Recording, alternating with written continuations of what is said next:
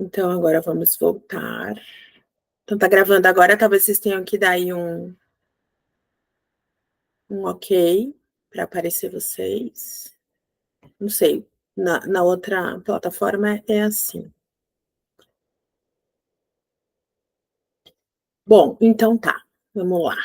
Já aqui tá gravando, vamos. Bom, primeiro vamos assim, eu estava fazendo uma apresentação toda cheia de Canva, fotos, e quando eu cheguei na metade dela, assim, eu percebi que não era isso. Não era isso, não era para ser desse jeito. É uma coisa que eu fui aprendendo com essa viagem. Eu já sabia, mas essa viagem me serviu muito como uma confirmação das coisas que eu já vinha sentindo e intuindo e vivendo. Né? Então, uma das coisas que mais validou é que quando a gente fala de frequência de Madalena, as coisas são como tem que ser. A gente não tem muito controle disso. Então, quando eu estava já assim, colocando todas as fotos, eu falei, nossa, não é nada disso, não é nada disso. Né? Então, a ideia é que eu traga para vocês, claro, as coisas que eu vivi, mas se eu pegar todas as fotos e dizer para vocês o que tinha nesse lugar, qual era a história desse lugar, e eu não vou conseguir acessar aquilo que eu gostaria de acessar, que é a Madalena que tem dentro de cada um de vocês, né? Porque a Madalena reverbera de uma forma em mim e vai reverberar de formas diferentes para vocês. Não tem como eu dizer o que ela significa para mim e isso fazer sentido para todo mundo. Então, é claro que terão fotos, é claro que terão histórias, mas é um pouco diferente do que eu tinha pensado no começo, né?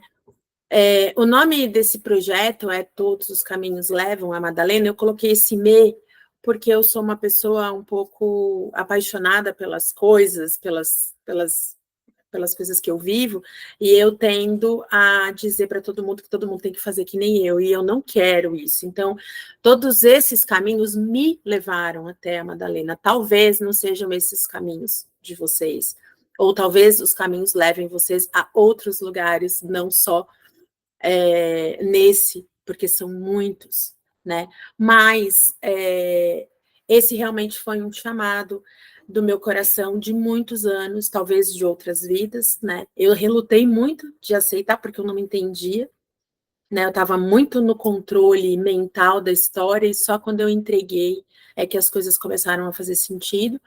Então, esse nome eu coloquei porque eu acho que é bem por aí mesmo, né? E aí, por que meu coração chama por Madalena, né? Como é que eu identifiquei que seria ela, que seria esse o caminho, que seria essa a minha trajetória? Bom, eu começo nessa foto porque eu não tinha uma mais nova aqui em casa. Essa é a minha foto mais novinha, mas para dizer que, assim, quando eu era bem criança, eu acho que eu tinha uns 3 anos nessa foto, depois a minha mãe me corrige se eu estiver errada, mas eu tinha muitas certezas na minha vida da minha potência, do potencial que eu podia atingir, do lugar onde eu poderia chegar.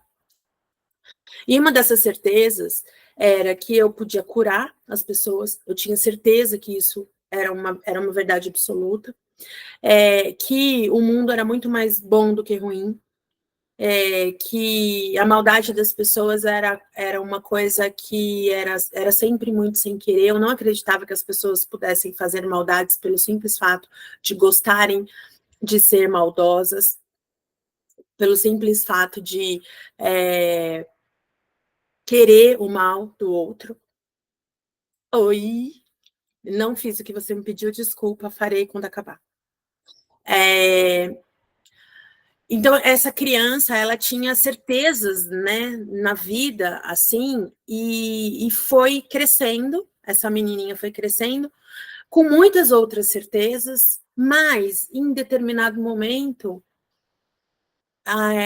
as coisas externas começaram a atuar nessa criancinha, nessa menininha, que fizeram ela entender que ela não podia ser aquela potência toda, porque não era adequado, né? Porque não era bom para alguém, muitas vezes vinha numa narrativa de que não era bom para mim, para essa pessoa, para essa criança. Então, eu fui crescendo com 7 anos, com 10 anos, com 15 anos, eu ainda acreditava em tudo isso, e eu vivia muito fortemente tudo isso. Eu era a adolescente que acreditava em anjos, escutava os anjos, conversava com eles, acreditava nas fadas e acendia vela e colocava maçã no altar. Tinha um altar repleto de imagens de todo tipo de coisas possíveis e imagináveis. Eu acreditava em toda a energia, eu acreditava em todos os elementais, eu acreditava em todos os deuses, eu acreditava em tudo, porque eu tinha certeza que tudo isso existia. Mas aí a gente vai crescendo e a gente vai escutando que a gente precisa, que a gente tem que a gente deve ser. E eu fui me tornando um ser muito diferente do que aquilo que eu gostaria de ser. E isso eu estou dizendo de 20, 25 até 35, 40, né? Essa foto, ela marca um momento muito importante, porque nesse momento, isso deve fazer uns 3 anos, essa foto. Nesse momento, eu tinha certeza de tudo que eu não queria, apesar de não saber absolutamente aonde eu queria chegar, nem o que eu queria ser, nem fazer. Mas nesse momento, eu entendi que eu precisava me escutar. Eu adoeci, eu tive um monte de problema, eu fiz terapia, eu entrei em religiões, eu saí de religiões, e eu busquei, eu fiz, eu aconteci, e aí eu disse, tá bom, agora eu preciso aprender a escutar aquela menininha de novo, né? Eu tinha me desconectado completamente dela, então eu comecei a buscar novamente de onde ela vinha, né? Cadê essa criança? O que ela fala para mim? Né? E ela dizia isso, né? Ela dizia assim: você é sagrada, você é uma pessoa sagrada, você tem que parar de procurar fora de você, né? Para mim tudo era muito difícil, para mim era tudo, ai, que sacrifício, ai, que pesado, ai, maternidade, ai, o trabalho, ai, o tudo, né? Então, tudo que eu queria, tudo que eu ia atrás, tudo que eu buscava, era tão difícil, era tão cansativo, eu estava sempre muito exausta fisicamente, inclusive, e ficava internada e voltava, e não sei o quê, e aí eu disse, tá, eu preciso encontrar um caminho que me leve para dentro, né? Aonde que está esse lugar que me leva para dentro? E aí, muitas coisas aconteceram. Eu não vou falar aqui, porque senão a gente precisaria de 1 hora só para eu contar. Quem está mais próxima, acho que todo mundo que está aqui agora, ao vivo, conhece essa história, né? Mas foram sonhos, foram intuições, foram simbologias, foram muitas coisas que foram me levando a conhecer um outro olhar para aquilo tudo que eu estava vivendo, né? E a Madalena chega, na verdade, a Madalena se apresenta no momento em que eu estava muito com vontade, eu estava muito aberta para receber alguma coisa, eu sabia que ia chegar alguma coisa. Mas, na verdade, a Madalena, ou a Magdala, ela já está na minha vida há muito tempo, desde quando aquela criancinha queria fazer tanta coisa e não sabia que ela podia, né? Só no centro, né, no centro espírita que eu trabalho, que eu estudei, que eu frequentei, foram quase 30 anos, 25 anos, né, de direto indo, e ora eu era assistida, ora eu era aluna, ora eu era trabalhadora, ora eu era cantora, ora eu era qualquer coisa, mas eu estava sempre ali. Mas a Maria de Magdala, ela era uma um ser muito distante de mim, ela era uma venerável, ela estava lá junto com Jesus, ela estava junto com Maria de Nazaré, ela não estava dentro de mim, ela estava em outro lugar, que eu sabia que existia, mas eu também não acessava.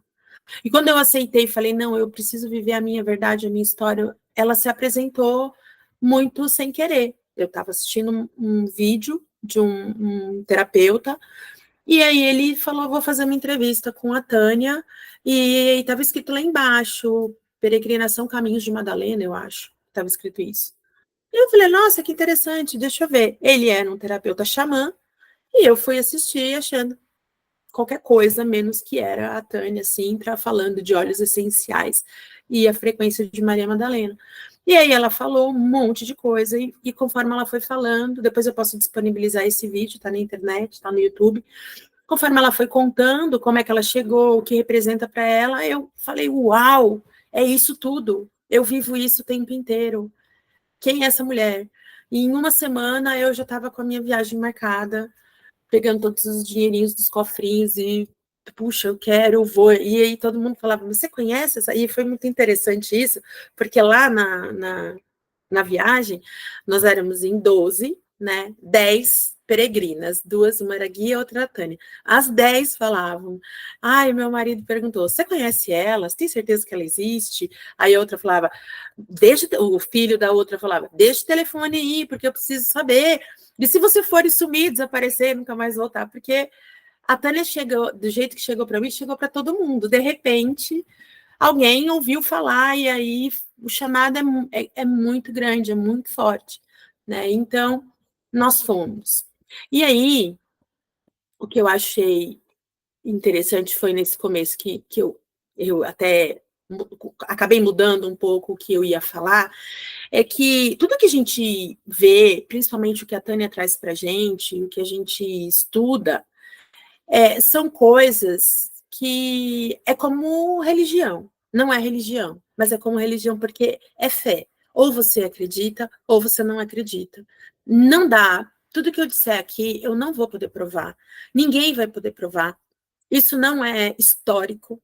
Isso não tem documentação provando. Então, tudo que a gente sente, essa frequência, essa energia, essa sensação, ela vem de canalizações de registros acásticos, né, que seria parecido, não é a mesma coisa, está bem longe de ser, mas como se fosse uma psicografia, mas não é um espírito falando.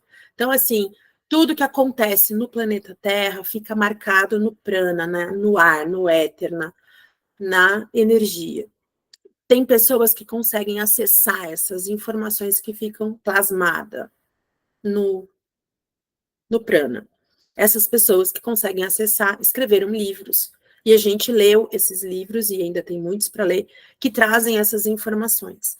Esse livro, que eu vou ler esse trechinho, que eu acho que isso foi o que fez eu virar a minha chave, é um livro baseado em registros acásticos. Então, é uma história, o livro chama A Nova Consciência de Maria Madalena. É um livro que parece um poema, é maravilhoso, de lindo de ver. Mas tem como provar que isso tudo é verdade? Não, não tem. E aí, o que a própria Madalena diz neste livro e em outros você recebe o que o seu coração sentir de verdade, né? Não fica buscando os porquês, apenas sente, porque tudo que eles falam é sempre a, a o que está por trás de tudo é sempre a lei do amor. Então não tem como fazer mal para ninguém, ninguém vai querer mudar a cabeça de ninguém, nem fazer alguém pensar diferente do que de verdade é. Mas eu vou ler então é um trecho curtinho. Eu vou ler porque eu acho que se a gente conseguisse fazer só isso na vida da gente, a gente já ia tirar muitas sombras, ia, sabe, ficar muito mais leve, né? Então, me permitam fazer essa leitura junto com vocês. Dê-me as boas-vindas, abre espaço e me permita respirar seu novo visual, que amanhecer após amanhecer limpa o medo do amor. Você é o que você é. Identificação é sobre isso que quero falar com você. Sim, foi a identificação que separou você de você. Cada vez que você acrescenta algo a mais ao seu eu sou, você está se separando. Cada vez que você adiciona algum título ao eu sou, você está se separando. Eu sou vegetariano, eu sou budista, eu sou naturalista, sou irritado, sou incapaz, e ao infinito tantos eu sou. A verdade é, o eu sou que vive a experiência humana. A alma não tem rótulos, não tem sinais colados na testa com a marca do ocultismo. Cada vez que você acrescentar algo a mais ao eu sou, ele fica contaminado com aquilo que você não é. O espírito é, a alma é, o coração é. Veja, o eu sou é vivido, ele não é intelectualizado. No eu sou desperto, o mestre que acende a terra toma forma. Preste atenção no som que você usa para divulgar quem você é. O que é o som? É a palavra. E a palavra é um som. O som é frequência. A sua. Experimente mudar o som e sua melodia mudará a sua realidade. Cada vez que você afirma eu sou e acrescenta algo a mais, isso separa você. Há um julgamento de como nas religiões a verdade absoluta é endossada. Se sua profissão é ser médico e você se sente forte em pronunciar sou médico, pergunte-se, sem um jaleco, quem eu sou? Advogado? Pergunte-se, sem sua carteira da OAB, quem é você? Esse de advogado foi eu que coloquei, porque era uma outra profissão, mas eu achei interessante colocar essa profissão. Você vive essa experiência, você não é essa experiência. Você é pura consciência. Olhe, você é o que você é. O resto é a alma que brinca com a vida. E deixa brincar. Deixa a paixão se expandir e tomar forma da pureza do amor. E Yeshua e eu somos a frequência da união, e no eterno presente é através dessa frequência que vivemos em ti. Agora e sempre, sempre e para sempre, no grau, eu te acolho e elevo sua maestria e apoio a sua ascensão na terra. Você é pura consciência. Veja, você é o que você é. O resto é a alma que brinca com a vida. Essa parte eu coloquei 2 vezes, porque para mim, agora eu falando, então aqui está o nome da autora e o livro A Nova Consciência de Maria Madalena, não existe em português, ele tá, esse que eu tenho é em espanhol, tem que ficar traduzindo, é um espanhol bem fácil, não é difícil, tem um outro que é mais dificinho, mas não tem em português. Esse pedaço, esse trecho, todos os capítulos são muito fortes, assim. Mas quando eu li esse daí, eu falei, cara, eu passei a vida inteira tentando descobrir o que eu era. Não era quem eu era, mas era o que eu sou. Eu sou advogada, eu sou terapeuta, eu sou não sei o quê, eu preciso de um rótulo. Hoje em dia, né, as redes sociais, elas precisam que você coloque na sua biografia o que você é, o que você quer fazer, como você vai fazer, em 5 letras. Gente, isso é um atentado contra a liberdade da natureza. Porque somos tão grandes. Como é que a gente consegue reduzir o que você é, como você faz, em 3 letras, 4 letras, 5 linhas, né? Então, quando eu li esse texto, e outros muitos, ia fazendo tanto sentido para mim seguir esse caminho, que era como se nunca houvesse tido outro caminho para seguir, que não fosse esse do eu sou, eu sou o que eu sou, né? E eles dizem isso, você é o que você é. Eu sou o que eu sou e eu não preciso que você saiba o que eu sou, quem eu sou. Basta que eu seja, né? E eu ficava tentando achar uma maneira de ser útil para os outros. Uma vez o Edu, meu terapeuta, disse assim, quando você estiver muito bem, muito iluminada, muito forte, você não precisa fazer nada, só o fato de você estar no lugar onde você estiver já vai fazer bem para quem está ao seu lado. E eu ficava pensando, não, mas eu preciso fazer alguma coisa, eu preciso dar alguma coisa. Né? E os livros, história, essa consciência, essa frequência da Madalena, me deixa acreditar que não é assim, eu posso só ser o melhor que eu posso ser nesse momento.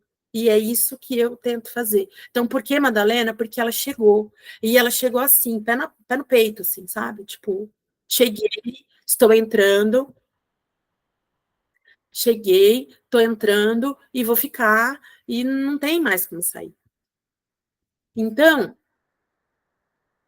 aqui tem essas imagens são da viagem, né? Então, essa imagem, essa santa, né, que está dentro de uma igreja, ela estava bem escondidinha. No primeiro dia que a gente foi, a gente não viu. Depois alguém falou, você viu? Estava lá, tão escondida. E a gente vai ver o tempo todo a Maria Madalena escondida nas igrejas, nas histórias. Ela vai usar nomes diferentes, eles, né? Eles usam nomes diferentes para para falar dela, eles colocam ela com uma imagem que você vai ficar sempre em dúvida se é ela mesmo, se é Maria de Nazaré, ou se é a mãe, né? O tempo todo ela está ali, escondida, só dá para ver para quem realmente está disposto a enxergar. Daí a gente vai estudando, a gente vai aprendendo, né?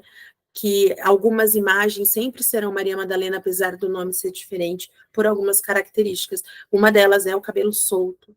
Madalena está sempre com o cabelo solto. Então, toda vez que você vê uma santa com o cabelo solto, essa santa é Maria Madalena, apesar de ter, de repente, um nome diferente ali para confundir.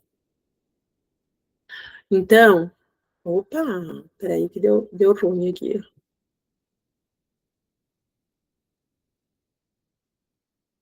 Então, calma que eu fiz uma bobagem aqui. Bom, então, é assim. No primeiro dia, vocês estão vendo, gente? Eu consegui tirar o negócio do lugar.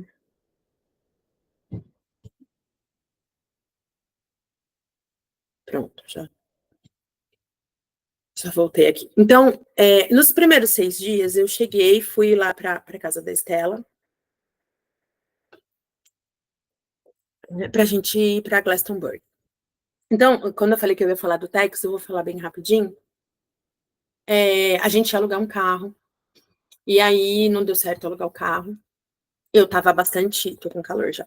Eu estava bastante apreensiva, porque nunca dirigi na mão inglesa, e, enfim. Mas assim, para falar bem a verdade, eu estava, vou alugar um carro, vou pagar o seguro, o que pode acontecer é eu bater o carro e o seguro pagar, não vou correr desembestadamente, não vou causar grandes acidentes. Mas daí, quando não deu certo, o Tex me propôs usar o carro dele, fazendo seguro, usar o carro dele e viajar com o carro dele. Só que daí o buraco já ficou mais embaixo, né, gente? Porque daí eu não posso devolver o carro pro moço todo amassado, porque o carro é dele, né? Não é mais um carro de qualquer um aleatório. Então foi assim, foi muito desafiador e foi muito desafiador não só pela questão mental e de competência, se eu ia ou se eu não ia conseguir fazer, dirigir e tal, mas também porque eu percebo como é difícil para nós, principalmente mulheres, aceitar as coisas dadas assim, com uma. Né, tipo, mas será que eu mereço essa confiança? Uma, alguma coisa aqui dentro de mim me falava, né? Tipo, caramba. E aí a gente começa a colocar outras pessoas no lugar. Será que se fosse fulana? Será que se fosse fulano também confiaria em mim desse jeito? Será? É muito louco isso, porque uma situaçãozinha bem simples, se você olhar assim, ali naquele cantinho, é só uma situação, fez eu pensar milhares de coisas, assim, milhares de coisas. Eu fiquei depois, assim, percebendo como a vida se abre para a gente quando a gente se abre para a vida, né? Porque depois que a gente foi para lá, eu não estou vendo a Estela aqui, porque só tá. Mas ela vai concordar comigo. Quando a gente chegou lá Tô aqui. Tá, isso. Quando a gente chegou lá em Glastonbury, a gente percebeu que não dava para fazer de metrô, de ônibus, de trem, era muito longe, a gente ia gastar muito mais, ia gastar muito mais tempo. A gente não teria conseguido fazer o percurso todo que a gente fez e ter vivido toda aquela. Porque foi muito mágico, foi muito especial, foi muito sutil, né? As coisas. Porque, assim, ir no lugar e ver o lugar, isso daí é físico. Você vai lá, você vê e tal, mas as coisas que foram se dando devagarzinho, que a gente ia percebendo, foi muito delicado, né? Não foi uma coisa assim super, super claro, enfim, a gente teve que viver isso. E aí, eu coloquei aqui, fico muito feliz, Tela, que você conseguiu vir e ficar pelo menos esse comecinho, porque essa foto foi no segundo dia que a gente estava lá, e o primeiro dia foi muito interessante, porque eu ia colocar aqui o vídeo, mas depois eu fiquei pensando que, como eu vou gravar e as pessoas que estavam lá não sabem que eu estava gravando e vou colocar aqui na galera, não ia ter essa autorização. Mas quem for minha amiga de perto, assim, se quiser olhar no meu celular, me peça, porque um dia antes a gente foi numa festa, num concerto, enfim, um show de música, que parecia que a gente estava entrando num portal de um filme de ficção, sabe, Jardim Encantado. Até o ratinho que come o queijinho, que o gatinho fica correndo atrás, estava naquele Jardim Encantado. Tudo tinha naquele lugar. E era uma moça bem esquisita cantando. E aí a gente chegou lá, era um concerto de músicas celtas ancestrais, músicas ancestrais celta. E aí tinha uma moça que estava bastante mal vestida, bastante assim, esquisita, e aí eu e a Estela, as brasileiras, né, conversando, ninguém entendendo o que a gente estava falando, e aí a gente falou, nossa, que mulher estranha, nossa, ela é muito estranha. Bom, no fim, a mulher estranha era a vocalista da banda. Né? Ou seja, né? Estranho à parte, ela era a bruxa mandante da festa da bruxaria solta ali. E aí, dali para frente, foi um negócio assim, tipo, eram pessoas muito diferentes, mas com uma autenticidade e com uma leveza e com uma, tipo, uma levantava, saía dançando, daí outro levantava, saía dançando. A roupa daquela primeira que estava dançando não tinha nada a ver com a roupa daquela segunda que estava dançando. Aí aquela uma estava dançando um tipo de música, um tipo de dança, o outro estava dançando um outro tipo de dança. Tipo, era todo mundo junto, mas parecia que estava cada um num portal diferente, num mundo diferente. Assim. E eu e a Estela éramos as duas únicas pessoas tradicionais. Eu não vou dizer normal, porque acho que normal ninguém era ali, mas né, a gente estava vestida tão tradicional que a gente não teve nem coragem de levantar para dançar, apesar da música chamar para isso, porque era uma música muito gostosa e tal. Mas eu falava, se eu levantar aqui e for dançar, é capaz de todo mundo parar e ficar olhando, né, para mim, tipo, quem é essa pessoa tão tradicional dentro da caixa, né? Porque, juro, tinha até uma pessoa com uma orelhinha de elfo. Então, assim, foi muito legal e num lugar muito mágico, num lugar que eu vou falar que é incrível de maravilhoso de lindo. E o que eu achei interessante é que, assim, quando eu cheguei lá, eu já tinha combinado com a Estela que eu vou para aí então. Aí começamos, vamos lá pro Centro Bar, eu queria conhecer o Instituto Bar. Vamos então. Mas no fim das contas, eu percebi que o núcleo da nossa viagem, visita, tinha que ser ali, em Glastonbury. E fomos muito sem conversar detalhes, assim. Mas me permita, Estela, vou contar a história da borboleta bem rapidamente, não vou entrar em detalhes. Claro, permitido. Obrigada. Mas o que aconteceu é que há um ano, mais ou menos atrás, um ano e pouco atrás, eu estava em Ilhabela, passeando, e aí eu falei para os homens, para o carro que eu quero ver, vamos ver aqui a imagem, porque não, enfim, para o carro que eu quero tirar foto. A gente parou o carro, descemos, estávamos nós quatro, eu, Oswaldo, as crianças, a gente desceu, aí estava lá a ilha do outro lado do mar, né, eu tirando foto, era uma quinta-feira, eu estava muito conectada com os mestres dos raios da Fraternidade Branca, era uma quinta-feira, dia de mestre Larion, do Raio Verde.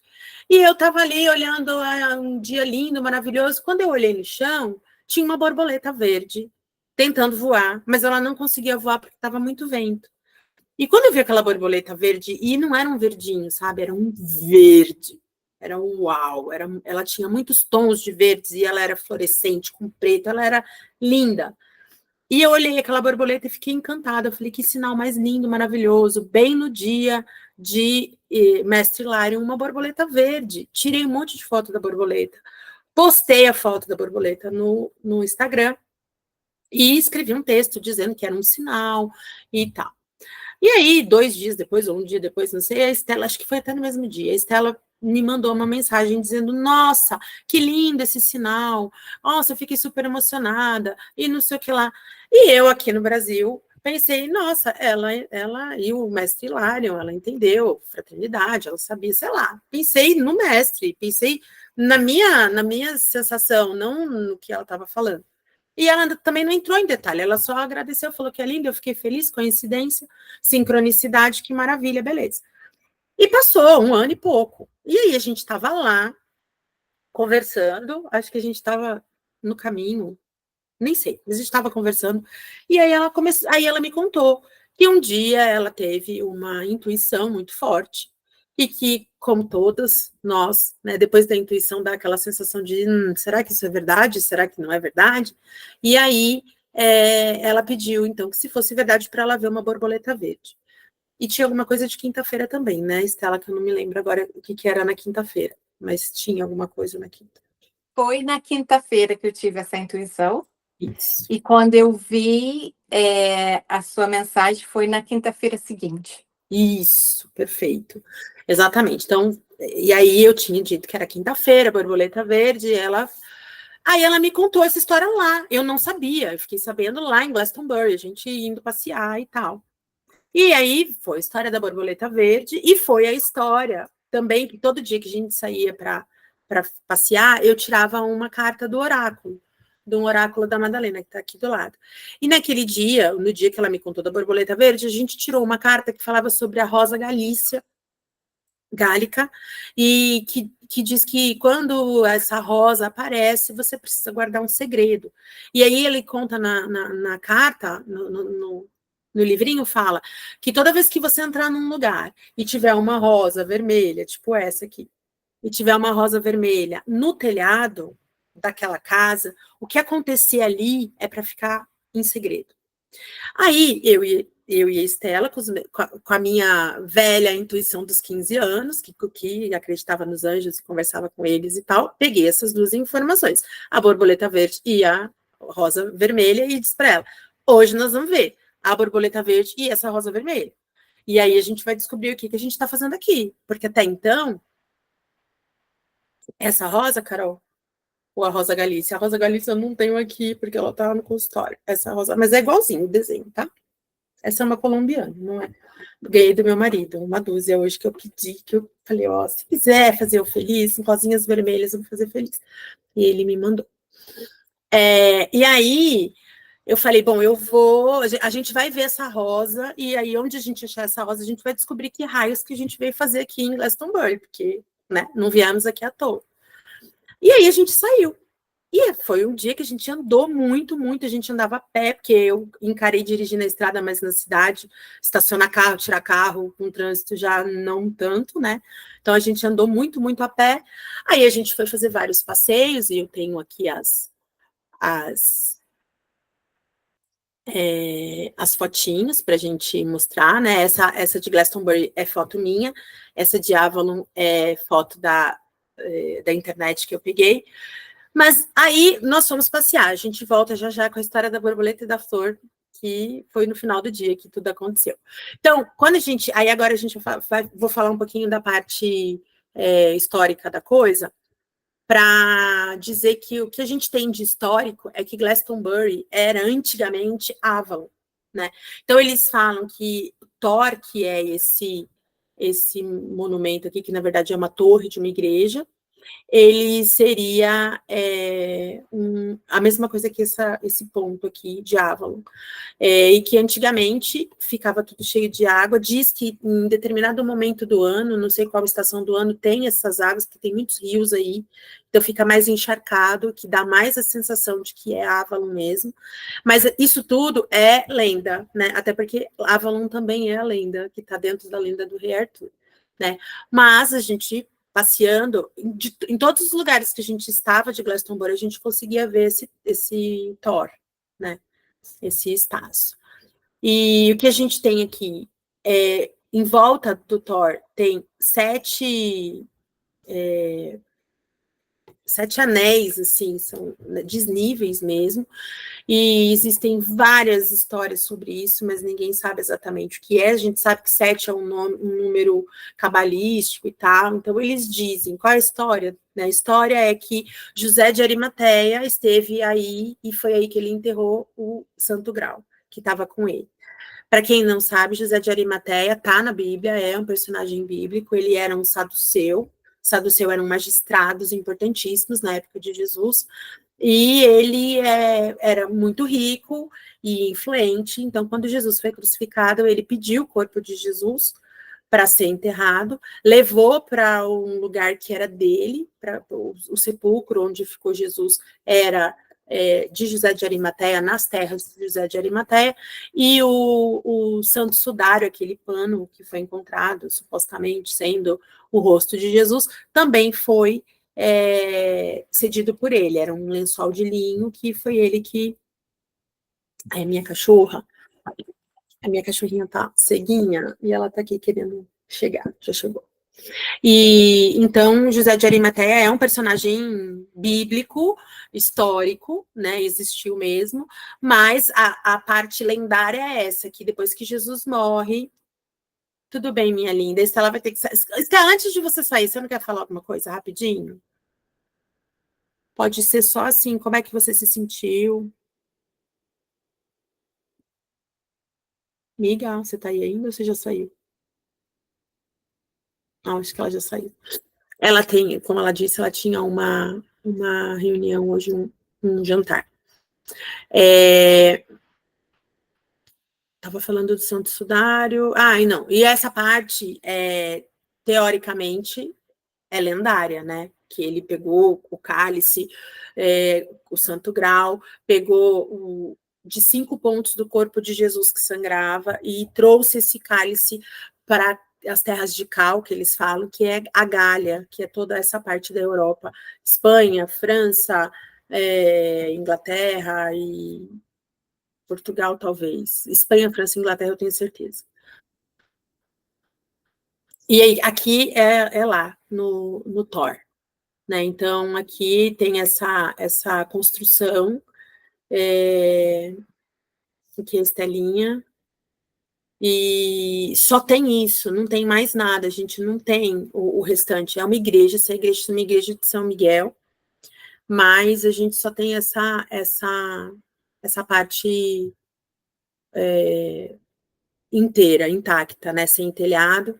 E aí, isso a gente foi lá para o Thor. Aqui, essa parte que a gente está vendo é a abadia, então era uma igreja antiga, enorme, gigantesca. Também tem o nome de José de Arimateia dentro dessa igreja. Então, a gente sabe que não é só lenda, só apenas lenda, tem alguma coisa nessa história, porque tem um salão enorme aí dentro que leva o nome de José de Arimateia, né? E aqui bom, e aí eu preciso dizer para vocês, isso é muito importante dizer, que toda vez que a gente entrava num lugar, ainda que não existisse telhado, porque aqui não tem telhado, lá naquele igreja de São Miguel também não tem telhado, mas toda vez que a gente entrava num lugar, a gente ficava procurando no telhado a tal da rosa vermelha, porque a gente vai achar essa rosa vermelha, porque afinal de contas, Maria Madalena não ia mentir pra gente assim, na cara dura, né? Então, vamos procurar essa rosa vermelha. E aí a gente entrava aqui, passeava, olhava. Aqui é um resto de igreja, depois de uma guerra civil que teve na Inglaterra, se eu não me engano, no século XV, destruíram bastante partes da igreja, e depois a própria população ia lá para pegar os tijolos da igreja para fazer as casas que estão aí em volta da igreja. Né? Então, a gente tem nada, não tem o altar, não tem, eles tiraram toda a parte de mármore, todas as partes que tinha pedras preciosas, tudo, eles foram pegando tudo, então só tem os escombros mesmo da igreja, tá bem judiadinha. E aí, o que a gente tem aqui? A gente tem um suposto rei Arthur enterrado aqui. Então, eles dizem que quando eles chegaram aí, tinha uma tumba, um sarcófago de mármore preto, e quando eles abriram, tinha um homem e uma mulher enterrado, e eles disseram, então, que aí está enterrado o rei Arthur e sua rainha, que eles não dizem quem é, mas eles dizem que só tiraram do lugar que estava e colocaram aí. Então, quando vocês olham essa foto aqui, né, é a igreja, é o que sobrou da igreja. Ela começa aqui atrás, tá vendo? Ó? E ela vai subindo, ela vai tendo degraus, vai subindo, subindo, até chegar aqui onde eu tô. Aqui seria o altar mor, que eles falam, e aqui está enterrado o suposto corpo do rei Arthur. Então, em termos de história, é tudo muito interessante. Mas a gente procurou e não achou a tal da flor vermelha, nem a borboleta. Uhum. Senhora de Avalon, as Brumas de Avalon, a gente tem muita coisa de arturiana, né? E é muito interessante, porque esse lugar de Glastonbury É muito diferente dos lugares da França em termos de frequência. Mas é muito forte. É muito forte. É uma energia. Que pena que até não tá aqui, mas que a gente falava assim, cara, parece que se a gente pegar uma faca e passar no ar, assim, a gente pega um pedaço. De tão, sabe, era quase tocável a energia que tinha nesse lugar, principalmente aqui em Chelsea Well. Então, o que é o tal do Chelsea Well? É esse poço. Né? Esse aqui é o Chelsea. É o poço do cálice. Né? Mas, aqui tem...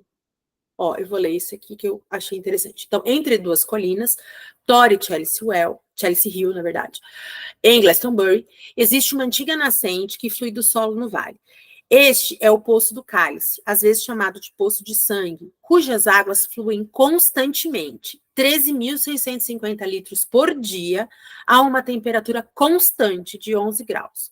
O poço, hoje cercado por belos jardins, nas terras de verão, na verdade, eles têm nomes, Jardim do Verão, Jardim do Inverno, então eles traduziram por terras do verão. Onde Tennyson, que eu não sei quem é, mas alguém de lá que construiu em volta, tal, escreveu: o Vale da Ilha de Avalon, onde não cai granizo, nem chuva, nem neve. Adivinhos e especialistas... ele diz isso, né? Ali é o Vale da Ilha de Avalon, onde não cai nem granizo, nem chuva, nem neve. Os especialistas e os adivinhos, na verdade, são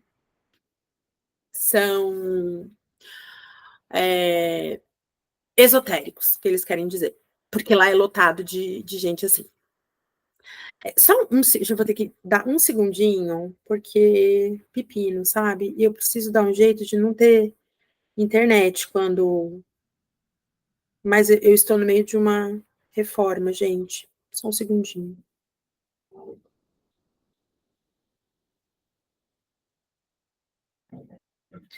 Fátima, eu preciso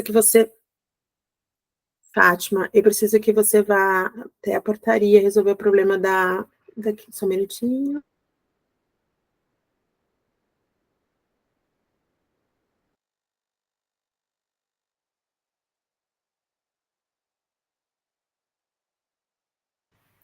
Desculpa, gente.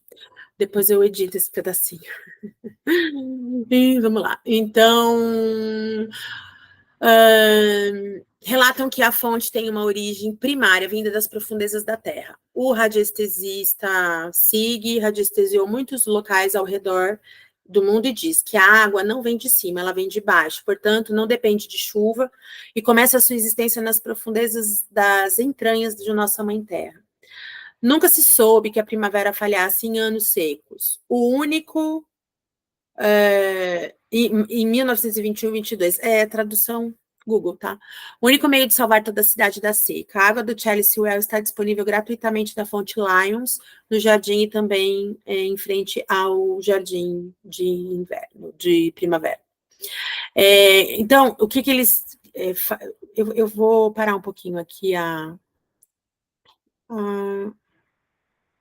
apresentação, porque daí eu vejo vocês um pouquinho. Depois a gente volta aqui.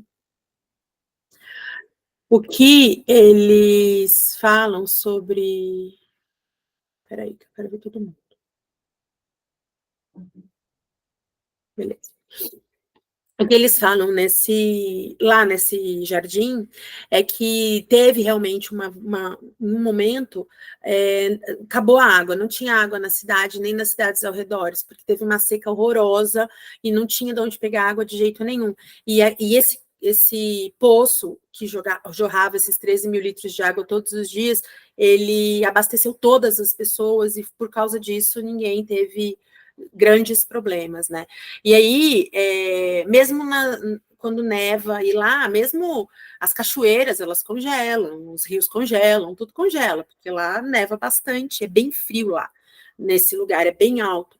só que lá não congela, porque ela vem de dentro da terra. Então, eu peguei essa água, eu tenho foto e tem uma história bem legal dessa água. Ela é gelada, ela 11 graus, estava um calorão, você pega, ela tá 11 graus, um gosto bem forte de ferro. E a história que a gente tem de lendária é que o cálice foi colocado ali, então aquilo lá é o sangue de Cristo que jorrou ali naquela água e deixou ela, então, mágica, né? Ela é uma água benta. Mas quando a gente fala de cálice, a gente sempre fala de Madalena, né? Porque para em outras visões, o cálice seria um útero sagrado, a linhagem de Madalena. Então, quando a gente fala do Chalice Well, a gente está falando do feminino e do masculino unido ali.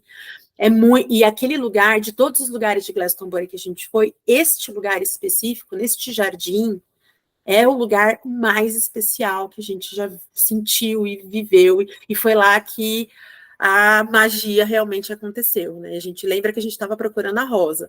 Quando a gente chegou nesse lugar de Chalice Well, a gente já tinha entrado em todos os lugares que tinha teto.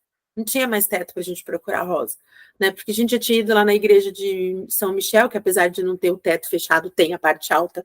Fiquei procurando um desenho de uma rosa, qualquer coisa do gênero. E a gente procurava muito, porque o que não foi dito é que quando a Estela fez a promessa de que ela queria ver a borboleta verde, ela começou a não ver, ela foi procurar no Google e ela descobriu que na Inglaterra não existe borboleta verde. Porque não tem esse tipo de inseto lá, não tem essa espécie. E aí que ela falou assim, tá bom, vai, então já que não existe de verdade, então pode ser desenho, pode ser uma foto, pode ser qualquer coisa. Quando ela viu a minha foto postada no Instagram, ela achou que eu tivesse pegado de um print qualquer. Ela não sabia que eu tinha pedido para parar o carro, tirado a foto, postado a foto de uma borboleta de verdade. Né? Então foi uma coisa assim, tipo, quando a gente escutou, eu contei e ela contou, a gente ficou assim, tipo, não é possível, isso é muito forte. Tem que ter alguma coisa a mais, não pode acabar nessa borboleta só, tem que ter alguma história a mais, né? Então, a gente vai lá para Chalice Well e a gente estava querendo muito um lugar para a gente meditar. Então, eu falava assim, vamos achar um lugarzinho para a gente sentar e meditar. Ai, vamos. Ai, quando que será que a gente vai conseguir encontrar esse lugar para meditar e tal? E a gente não achava um lugar. Estava sempre com muita gente e gente conversando e gente falando, já dei spoiler, né? E gente conversando e gente falando e não sei o quê. E aí a gente foi, e essa foto do Chalice que tá aqui, essa foto é minha, e foi muito sem querer, porque a gente já tinha ido no dia anterior para ver aquela festa dos doidos que tinha sumido lá entrado lá no portal, e a gente tinha dado uma passeada ali. Então, tem um lugar onde tem os carvalhos, que são carvalhos centenários, dizem que são árvores sagradas, são 2 carvalhos enormes, todo mundo vai lá, põe a mão, faz a oração. Aí tem um outro lugar onde tem uma árvore que floresce só na Páscoa e no Natal. E aí toda a Páscoa e todo o Natal é tirado um galho dessa árvore e entregue para a rainha, agora rei,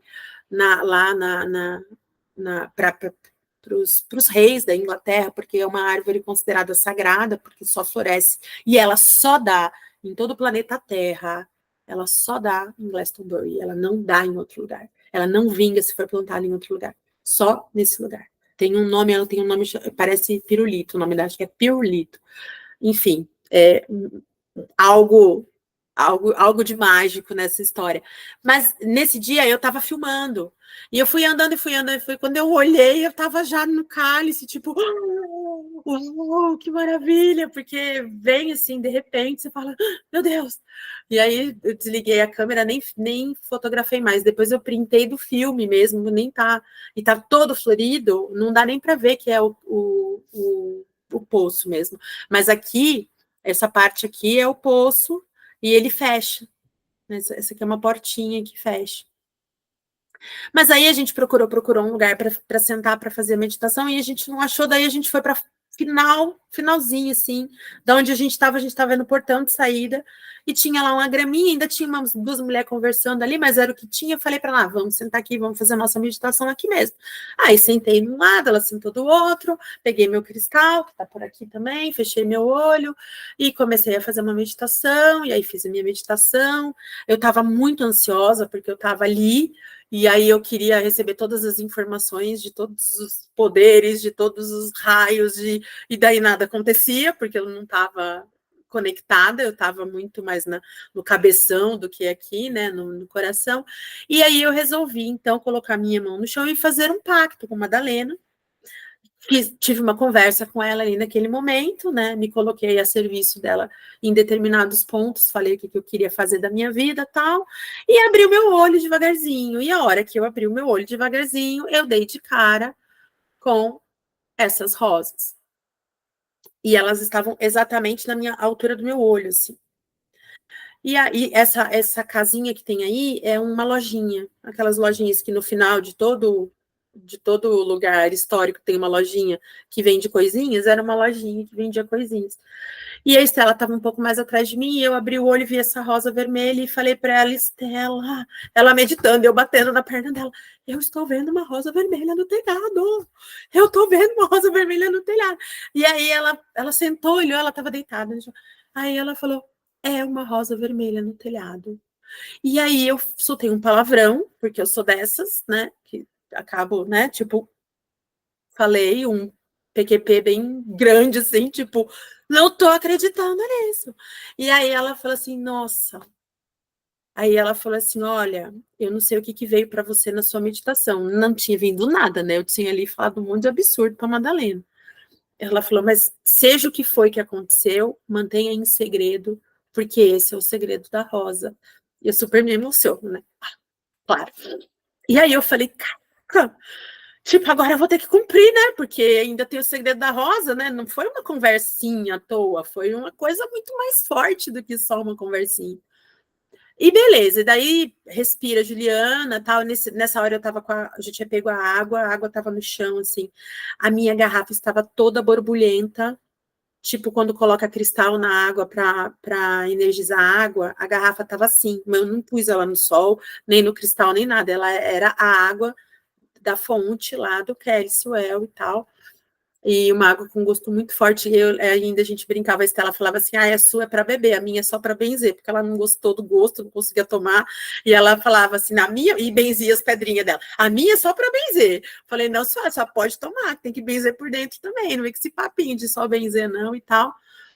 Aí a gente estava indo embora. Aí eu sou uma pessoa que faz xixi em todo lugar que eu vou. Aí preciso fazer xixi, porque nós vamos andar mais não sei quanto tempo. Eu entrei no banheiro, fiz xixi, não tinha ninguém lá dentro, não tinha nada nem ninguém dentro do banheiro. Fiz meu xixi e saí.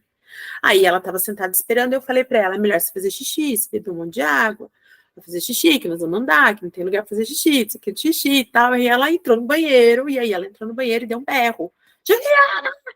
Aí eu corri. Que foi? E ela conversando com alguém. Eu falei, mas não tinha ninguém no banheiro, não tinha. Eu acabei de sair de lá, não tinha ninguém no banheiro. Com quem essa mulher tá conversando? E aí ela pegou e tinha aí quando eu entrei, tinha uma mulher conversando com ela de costas para mim, com o cabelo todo loiro, loiro, branco, branco, com as pontas toda verde. E aí eu fiquei olhando, assim, tipo, de onde saiu esse ser? Porque ela só tem ser estranho, né? E de onde saiu esse ser, né? Aí ela falou assim, ela perguntou para a moça se a moça podia virar para mim. E quando a moça virou para mim, a moça tinha uma tatuagem de borboleta verde aqui desenhada no rosto. E aí, a hora que ela virou para mim com aquela tatuagem de borboleta verde, eu quase tive um treco, né? E a menina só ria, tipo, tipo, o que é isso, né?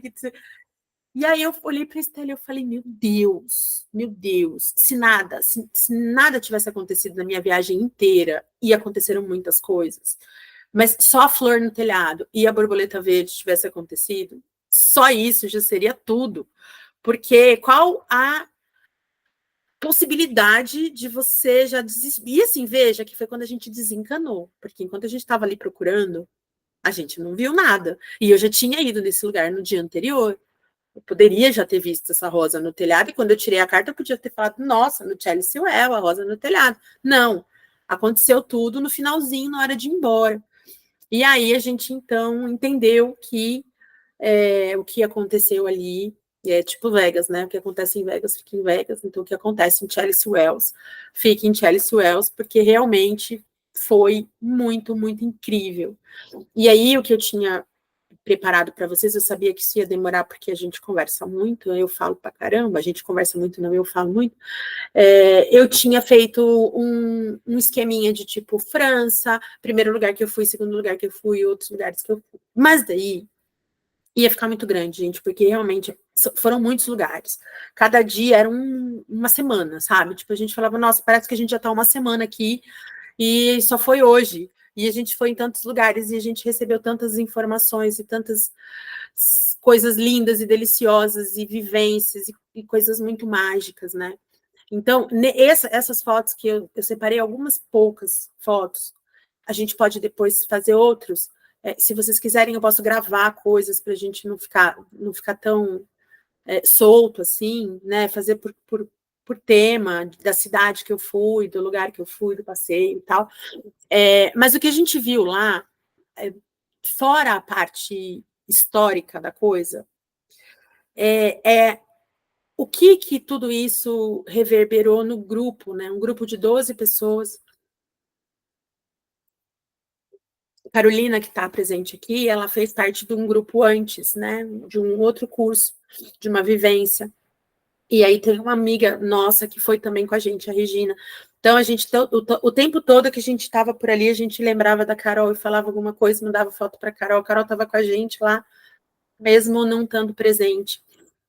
Porque o tempo inteiro a gente vai sendo colocado nos lugares assim que a gente nem imagina, né? Então, aqui, essa foto é bem simplesinha. A gente foi para um lugar chamado René-le-Château, que é de onde foi tirada a história de Dan Brown, que Dan Brown escreveu do Código da Vinci, aquele livro que depois se tornou um filme, que diz que existe Maria Madalena e Jesus casaram e tiveram filhos, e tem uma linhagem, e o grau, então, seria essa linhagem, né, o santo grau, o sangue real.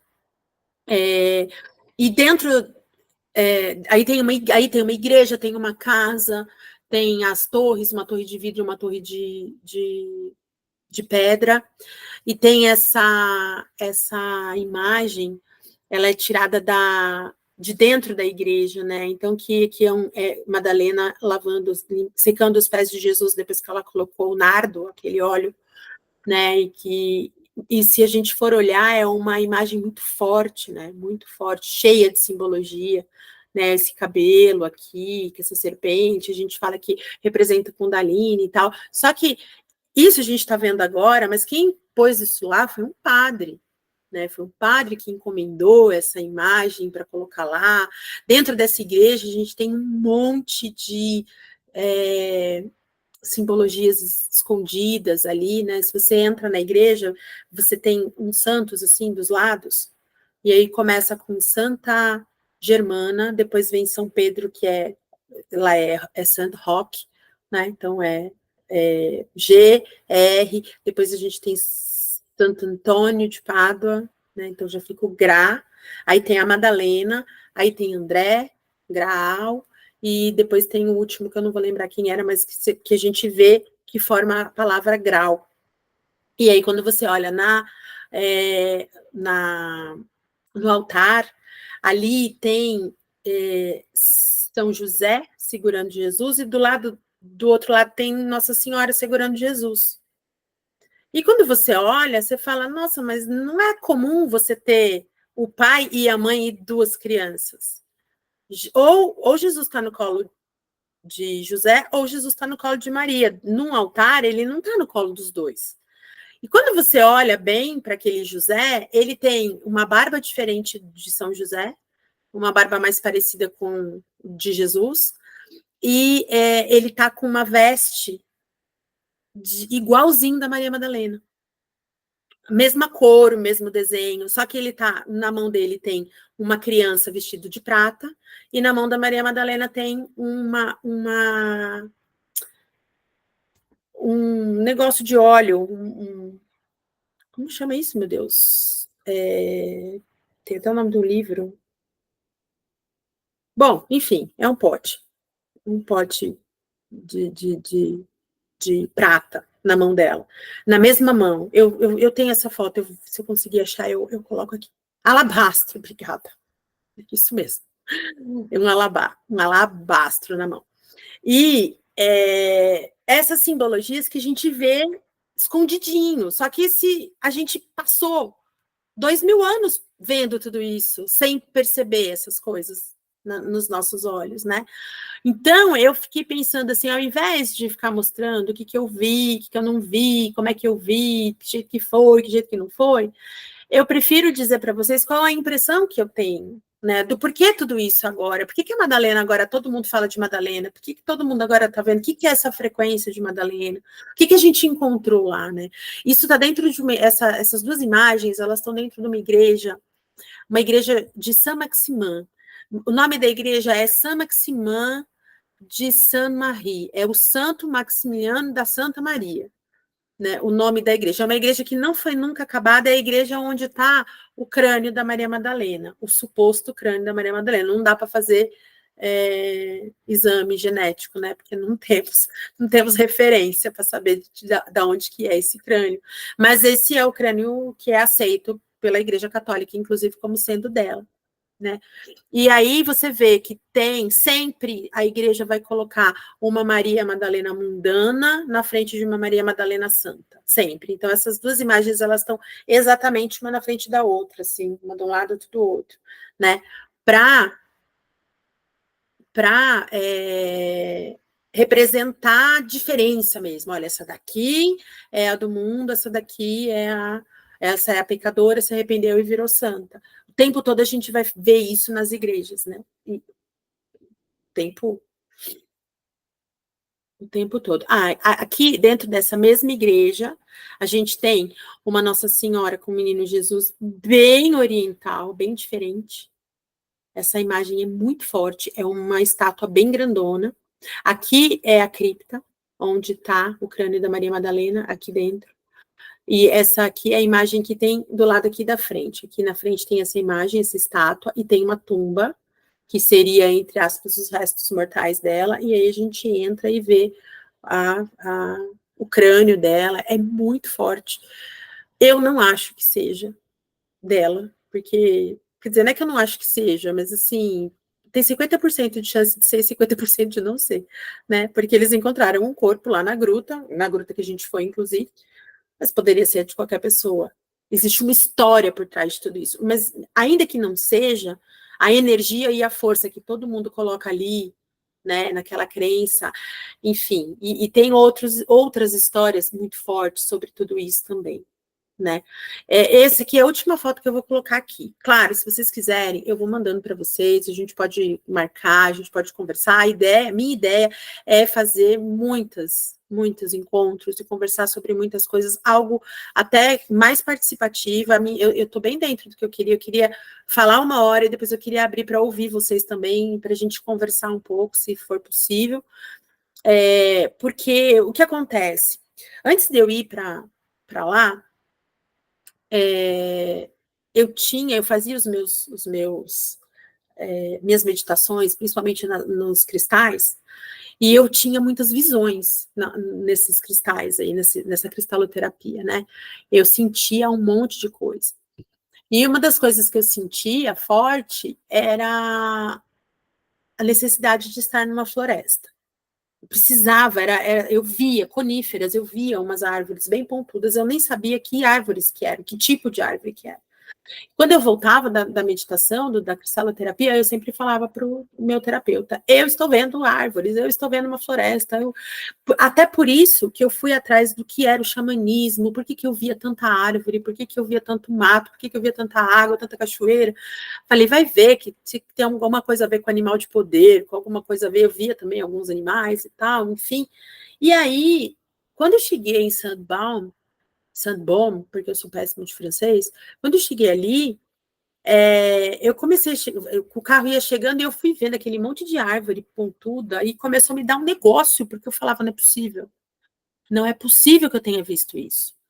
né? Tipo, como é, por que que eu via isso, meu Deus? Qual que é a razão de eu ver isso? O que que eu vou fazer agora aqui dentro dessa floresta que eu precisava estar aqui, que eu precisava viver isso e tal. E essa foto, ela representa a minha angústia de sair dali.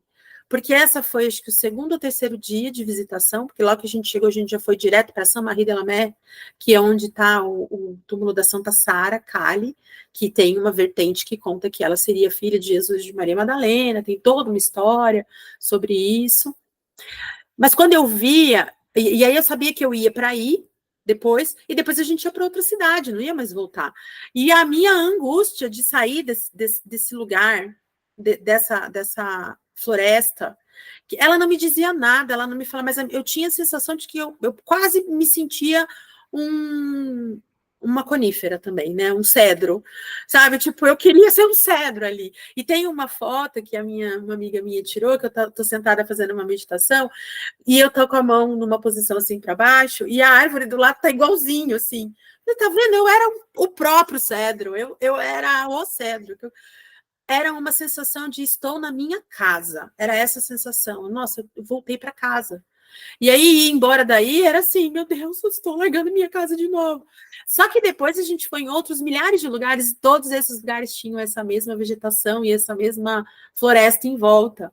E aí as coisas começam a fazer um outro sentido, né? Assim, o que eu encontro ali de meu, né? Que eu consigo até trazer para casa, e aí não foi mais tão dolorido essa sensação de estou largando a minha casa, não era mais tão, tão triste assim, digamos. Isso, acabou a apresentação. Eu vou parar aqui. E aí, pessoas do meu coração, se vocês quiserem falar alguma coisa, eu poderia falar mais 5 horas, vocês sabem, de todas vocês aqui me conhecem, sabem que eu falaria muito. Tem muitas fotos, tem muitas coisas, tem muitas informações, não consigo falar tudo de uma vez, mas se vocês quiserem falar alguma coisa, estou aqui.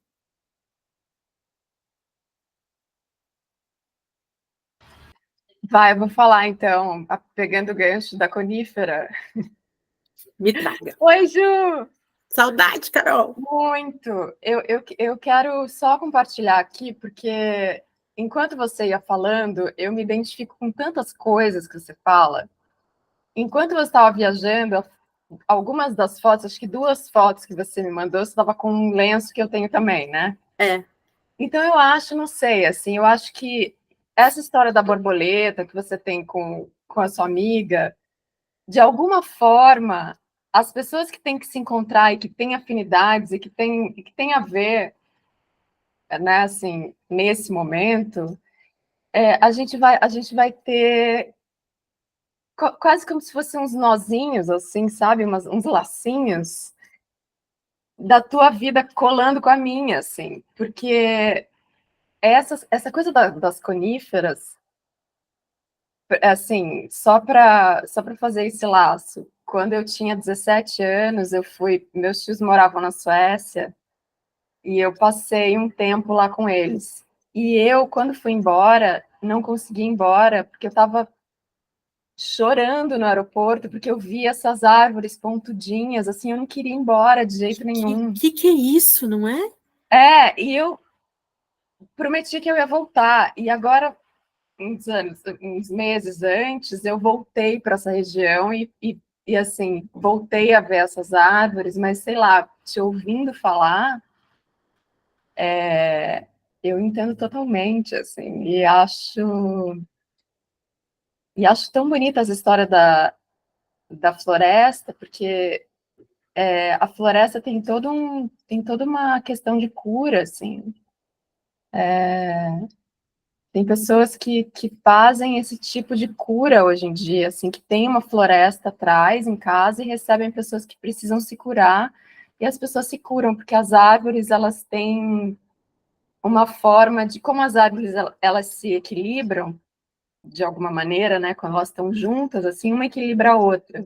Então, quando você entra nesse lugar, elas te equilibram também, assim.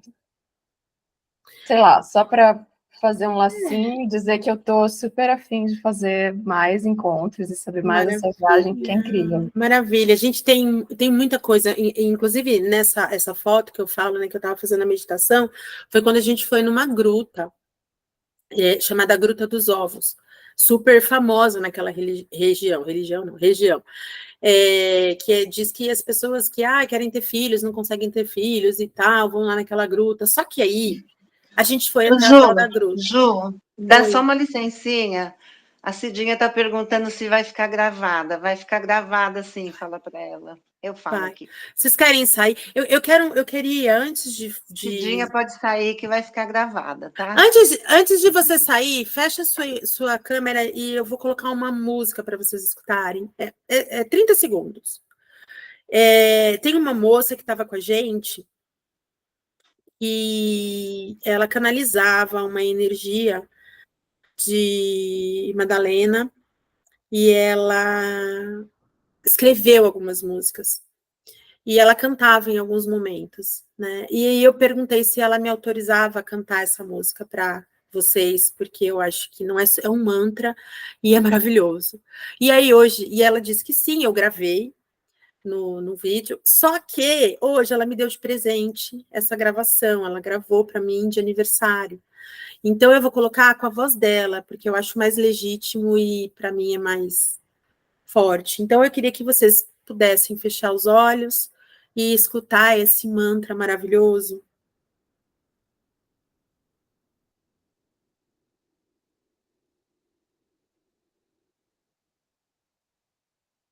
Só deixe passar.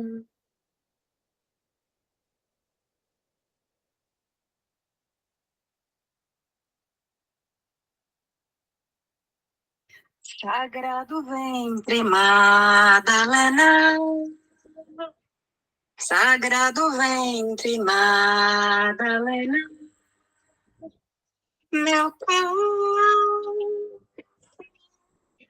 se abre em flor. Sagradas rosas, Madalena.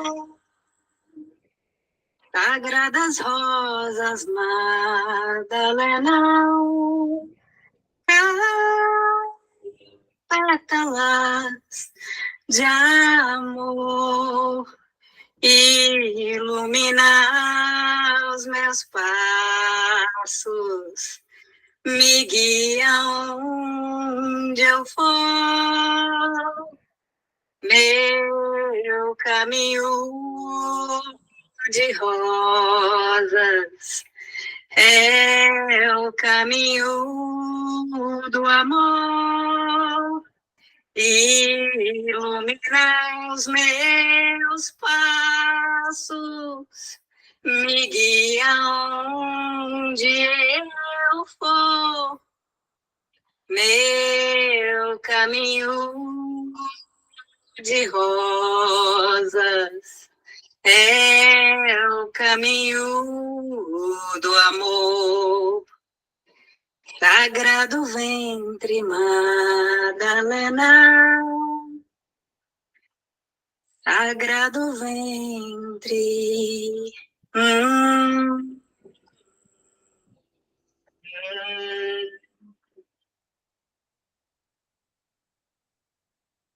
Não é uma delícia isso? Não sei se vocês conseguiram escutar bem, porque é uma gravação no microfone, enfim, mas ela cantou essa música dentro da gruta.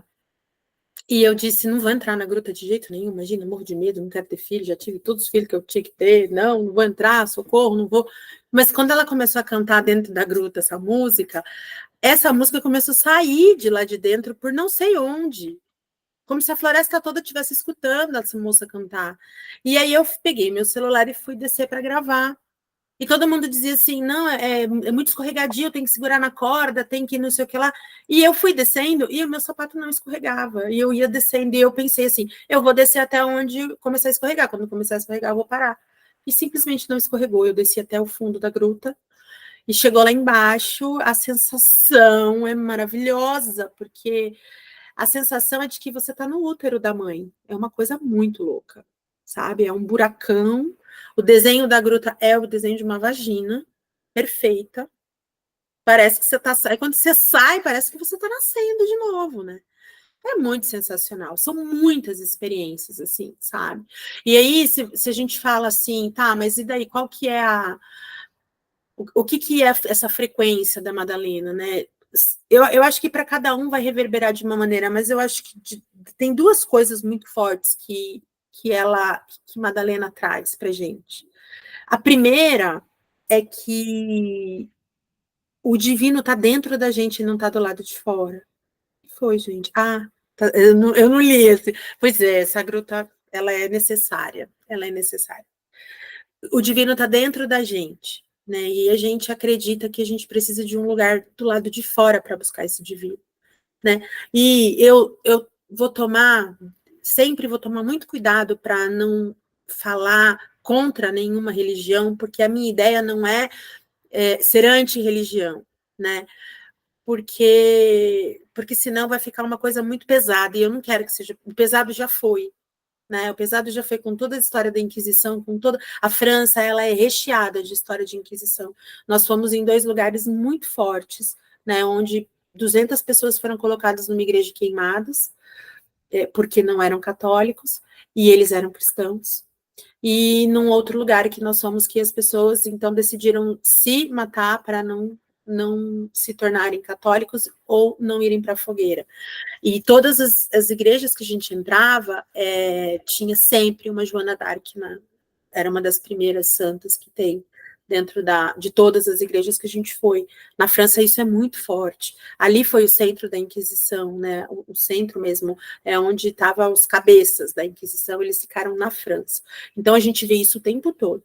Mas não é contra a religião, é só dizer que a religião, ela às vezes é muito necessária, mas que a gente encontra Deus mesmo, Jesus, Maria, enfim, dentro da gente.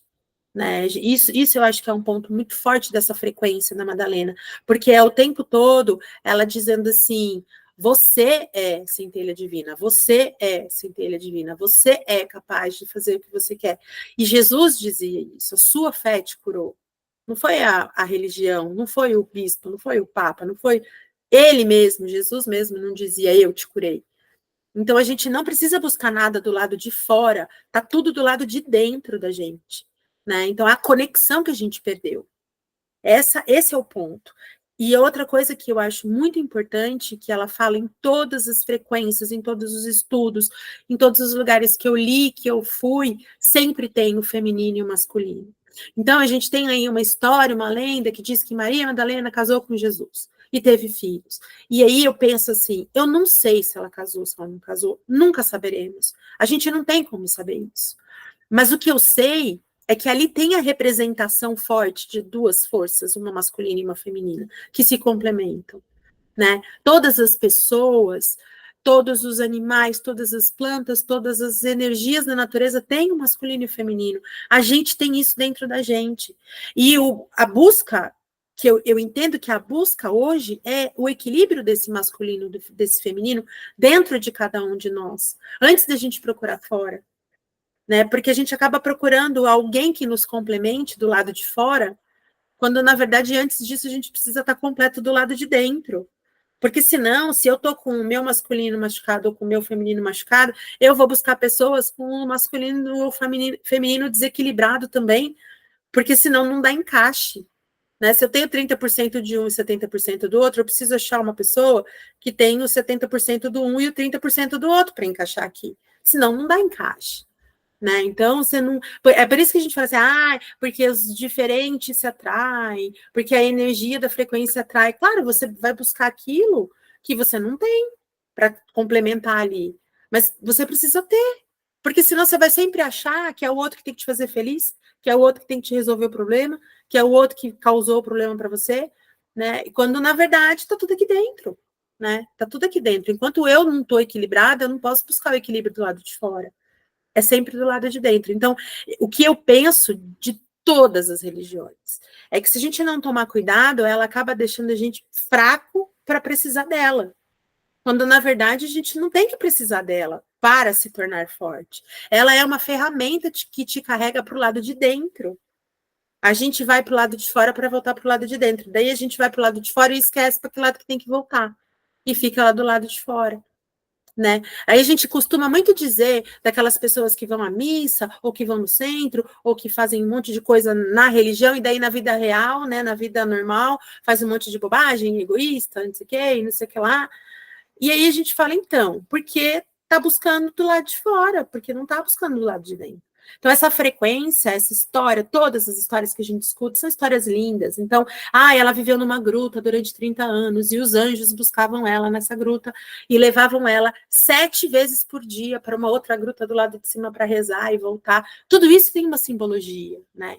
Quando a gente conversa com a igreja, e a gente teve uma conversa com o padre Patrick, abençoou a gente, foi muito lindo, lá na frente da gruta de Saint-Baume.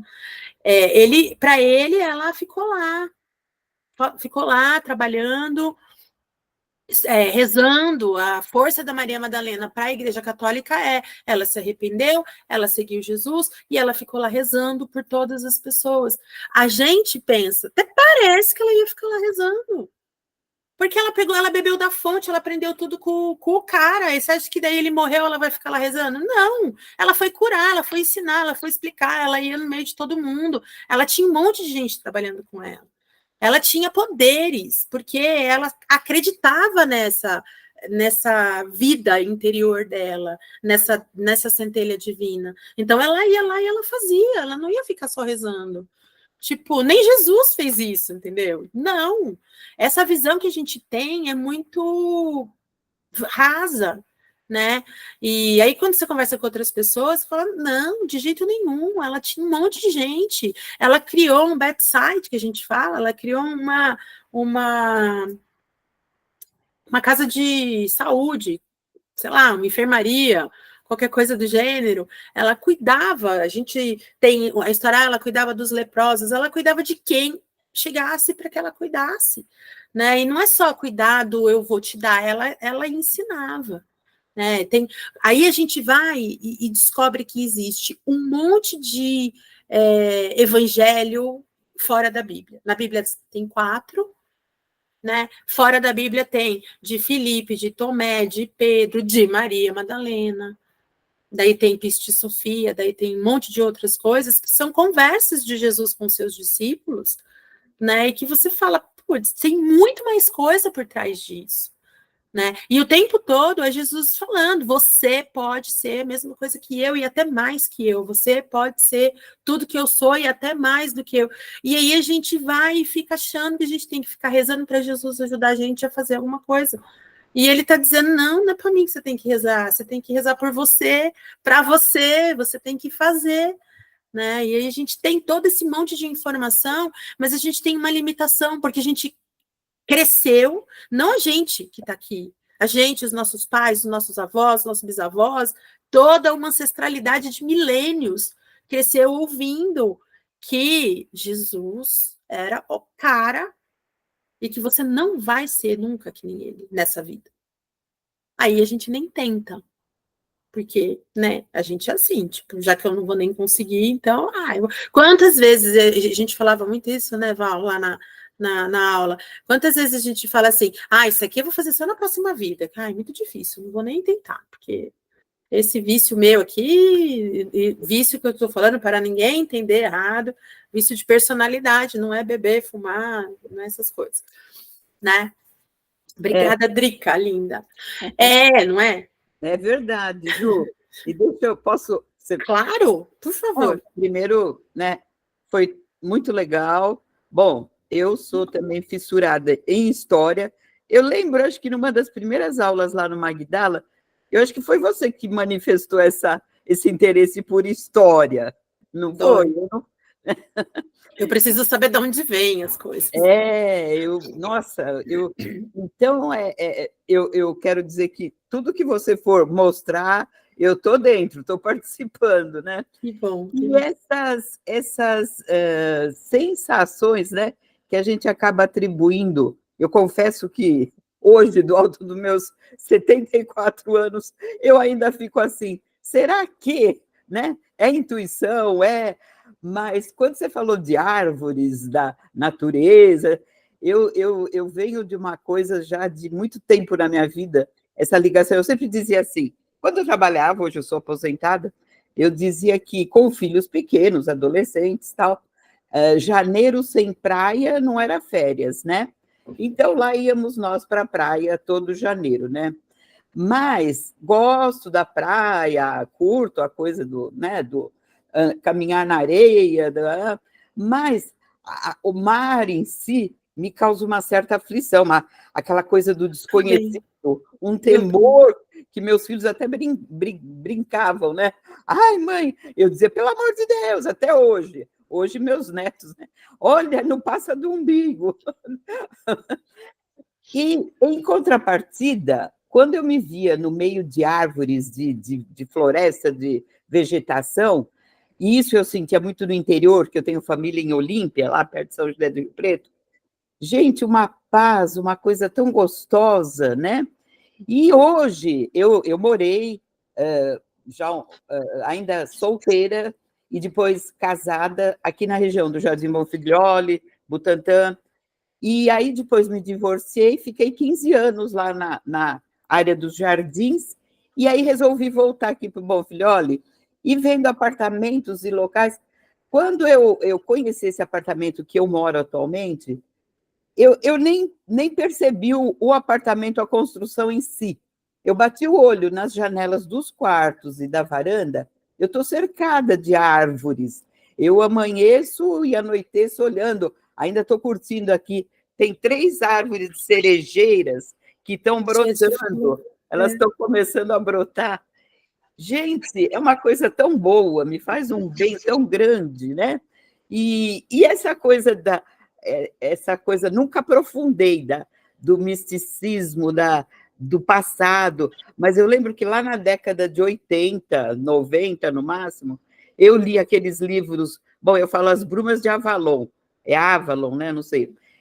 Você também leu? Nossa, eu achei demais e queria reler, né?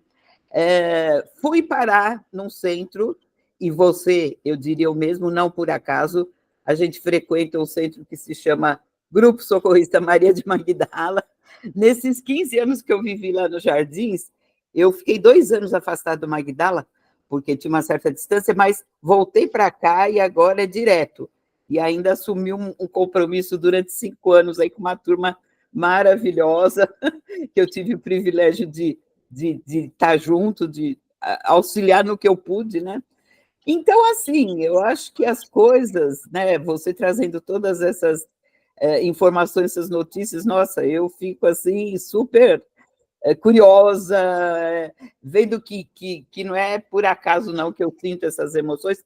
E só queria te falar uma coisa, você conheceu a Loreni lá no Magdala? A Loreni a gente... Eu conheci, mas não conhecia, assim. Sei quem é, já vi, mas nunca conversei. Ela foi uma pessoa que era a dirigente das escolas e ela tinha... eu sei que ela está bem, ela já é bem idosa, mas ela está bem, até pouco, ela acho que trabalhava nas entrevistas. E um vínculo que ela tem com Maria de Magdala era uma coisa impressionante. Ela chegava, cada vez que ela chegava numa sala de aula para falar de Magdala, ela começava a falar, mas aí ela era tão movida pela emoção que quase todas as vezes ela acabava chorando quando ela se referia a Maria de Magdala. Então, eu até pensei que você ter um encontro com ela ia ser uma troca, assim. Mas, enfim, não vou me estender mais, as pessoas talvez queiram se manifestar, mas parabéns, tá? E vamos continuar, eu estou dentro. Vamos, oba. Só um detalhezinho aqui. Ela falou que ela é de Olímpia, a sua avó, minha mãe, também nasceu em Olímpia, mundo ervilha. Olha, você vê? Mas você tem parentes ainda lá, Hilda? Não tem mais. Meus pais, eu tenho ainda muito vínculo, porque meus pais eram de Olímpia, eles se casaram em 49 e vieram para São Paulo. E aí eu nasci e me criei em São Paulo. Mas férias, eu falo que férias, quando criança, eu ia para Olímpia, eu tinha uma tia que morava no sítio, e eu era o próprio Pedrinho no sítio do Pica-Pau Amarelo.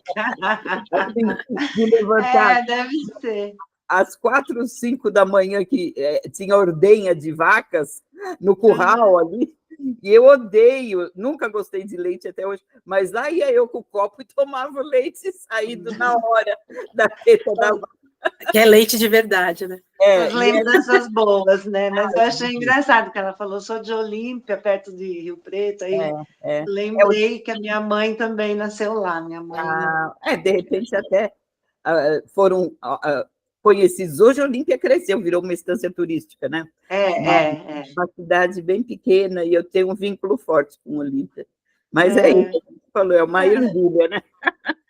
Eu acho muito interessante essa questão de árvore, floresta, essa relação com a terra.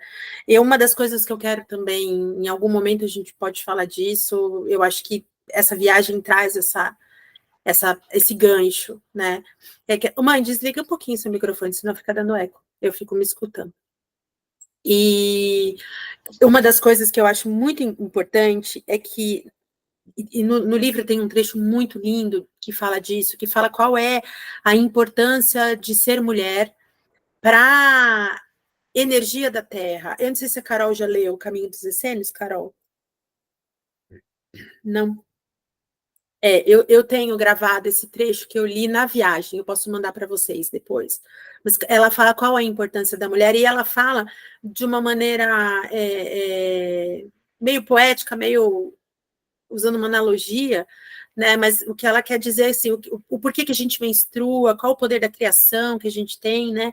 E ela fala que esse poder que a gente tem de criação, que o feminino tem, que o homem também tem, mas não o da menstruação, né? Mas de transmutar a energia. Ela fala que a mulher tem o poder de pegar do ar a energia, transmutar no corpo e soltar no sangue, né? Esse é um dos nossos papéis enquanto seres femininos. E ela fala, nesse mesmo tempo que ela fala disso, ela vai falar do trabalho que ela tem com as mãos, com os olhos e com as plantas, né? Que ela aprende. Ela vai, quando ela tem 13, quando ela faz 13, na verdade, quando as mulheres menstruam, é meio que a história da tenda vermelha, que para quem assistiu, a gente falou disso num dos grupos, das aulas do grupo. Então, quando as mulheres de Essânia, né, lá dos essênios, as meninas menstruavam, elas eram levadas para essa tenda, e lá era passada para elas a arte de extrair óleo de planta, macerar as plantas, chás, essas coisas aí, elas iam sendo ensinadas como cuidar das pessoas com as plantas, com os óleos, com os cristais. Ela fala, às vezes eram nos dado também uma pedra na cor da energia que era preciso, e ela fala que era ensinado danças com as mãos, então, que são os mudras, né, os mudras indianos. Então, quando você ia fazer uma imposição de mãos, os essênios são muito famosos por serem curadores com energia da mão, como se fossem reikianos, mas não usavam essa denominação. E ela fala que para cada cura, para cada tipo de energia, é um movimento que tinha que ser feito. E ela toma muito cuidado de dizer esse movimento tinha que ser perfeito, não, você tinha que fazer ele exato do jeito que era, mas isso não era pesado para a gente, porque a gente entendia que se você mudasse o movimento, você estava mostrando outra coisa para a energia, e você precisava fazer aquele movimento perfeito. Então, quando eu leio esse trecho, né, e quando eu sinto esse chamado da floresta, eu acho que nós, em 2024, com a tecnologia da forma como com a vida muito mais confortável da forma como ela é hoje, a gente se afastou muito da nossa essência, né? E quando eu estava ali naquela mata, naquele cedro, naquela história, naquela vida, aquilo ali, ela tem uma memória muito forte de quando a gente ia mesmo para o meio da floresta para pegar a erva para curar a doença, porque não tinha remédio, né? E essa conexão que a gente fazia nos trazia muito mais intuição, presença, força. A gente estava ali fazendo aquilo que a gente veio para fazer nesse mundo, né? Então, eu acredito, vou te chamar, Adri, eu acredito que esse chamado que a gente tem da mata, da árvore, é isso mesmo, sabe? É essa conexão. Eu hoje mesmo, antes de começar aqui, eu pus uma música que entrou logo no comecinho, estava escutando, e veio muito forte essa sensação de eu estar lá, no meio daqueles eucaliptos, daqueles cedros, porque eu não preciso mais estar lá, eu já tive ali, aquela frequência está comigo, né? Então, agora, o que a gente pode fazer com isso? Não significa que você precisa sair batendo tambor, maravilhoso se a gente puder fazer isso, porque eu adoro bater tambor, fogo, como é que chama, Jesus Cristo? Fogueira, ups, não esqueci a palavra. Uma fogueira, um tambor, um monte de mulher cantando, é maravilhoso, é uma energia incrível, mas eu posso tocar o meu tambor dentro da minha casa, né? Se eu me conecto com essa força, eu acho que falta um pouco dessa intuição se abrir. A gente foi criada para não ser intuitiva. A gente foi criada para fechar, não para abrir, né? E eu acho que agora a gente pode, porque eu vou abrir para você em um segundo, eu vou falar só uma coisa que eu acho importante. A primeira vez que eu fui falar sobre Maria Madalena, eu fiquei com tanto medo. E eu pensei assim, não, acho melhor eu não falar isso, porque se alguém da igreja católica me ouvir falando isso, de repente... Aí eu pensei, de repente, o quê? Não vai acontecer nada, porque ninguém mais pode me queimar na fogueira agora. Talvez eu já tenha sido queimada em algum momento, mas eu tenho a liberdade de falar o que eu penso, claro, com respeito, porque eu acho que esse é o ponto, né? Mas eu não tenho que ter medo de falar. E isso é o privilégio de estar em 2024. Você pode falar o que você pensa, desde que você tenha respeito pelo que você vai falar e pela pessoa que você está falando. Então, o privilégio é esse. A gente não precisa mais viver a parte difícil, mas a gente ainda pode fazer a parte boa. E a gente cura as pessoas com um olhar, com uma palavra, com um presente, com uma rosa. Não precisa muita coisa, né? Fala, Drica. Olá. Eu fiquei muito emocionada agora, com tudo, óbvio, mas com... Vocês estão me ouvindo bem, que eu tô com fone? Uhum. Eu vim até aqui para fora, né, no meu quintal. Eu moro nos Estados Unidos aqui, tá muito calor. Minhas amigas são muito chiques. E entrou o verão ontem, né? Mas eu vim aqui para fora para me sentir viva, né? Você falou das florestas, né? É o lacinho que a Carol falou. E a Val falou uma coisa agora, ela falando, né, do Bonfiglioli e tal. E eu morei no Bonfiglioli a vida inteira. Na mesma rua, Dri, ela mora na Poetisa. Ah, então, eu morava na Poetisa, na última casa de esquina. E eu abri a janela do meu quarto e a minha casa era rodeada por 8 chapéus de sol, né? Então, assim, eu brincava na infância, eu subia no muro e ficava escondida ali no chapéu de sol, brincando, tacando coquinho na rua. E essa questão né, de novo, essa questão da árvore, da natureza.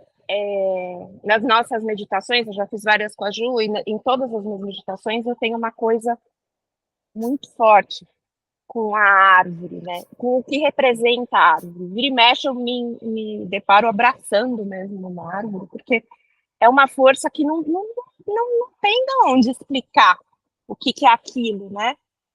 E aconteceu um fato muito curioso. Eu moro pertinho de um parque, eu estou bem longe de Orlando, mas eu moro perto de um parque da Lego, bem para criança pequena, e eu levei minha sogra para conhecer o parque. E aí eu falei assim, nossa, me disseram que aqui tem uma trilha, vamos fazer? E minha sogra também, ela adora trilha, adora natureza. E a gente começou a andar, e a gente se depara com uma imagem no meio de um parque, ou num país que é assim, aqui todo mundo é evangélico ou é batista, né? É o forte aqui. Uma estatueta de São Francisco e uma estatueta de Jesus, no meio do parque, no meio dessa trilha. E a gente ficou muito emocionado. Assim. Eu não sei nem te explicar o impacto. Sabe quando você falou da fé, de vocês falarem de cortar a energia com a faca, assim? A gente não conseguia nem chegar perto, que parecia que tinha uma abóboda protegendo aquilo. Porque eu falei, como assim, no meio de um parque de diversão, uma estátua? E aí a gente foi lá, rezou, e aí a gente foi para uma trilhazinha, e existe uma árvore, que agora eu não vou lembrar o nome, mas é assim, é um aglomerado de árvores que se entrelaçaram. Eu mando a foto para vocês, para a Juliana, ela manda para todos. E ela forma uma grande árvore da vida. Eu nunca vi uma coisa tão descomunal.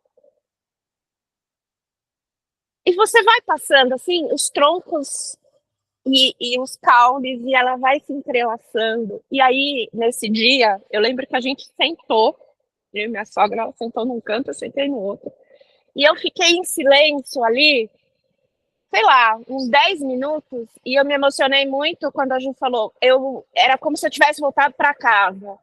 E a minha conexão com o divino é a natureza. A natureza faz eu voltar para casa. Né? Então, assim, os nozinhos vão se encontrando. Eu adorei essa analogia. Né? Porque... E essa frequência, né? Tudo que você contou da rosa, do poço, ela... A tenda, e todas essas histórias, elas são rodeadas de muita... Né, do sobrenatural, né? Isso é sobrenatural, né? Em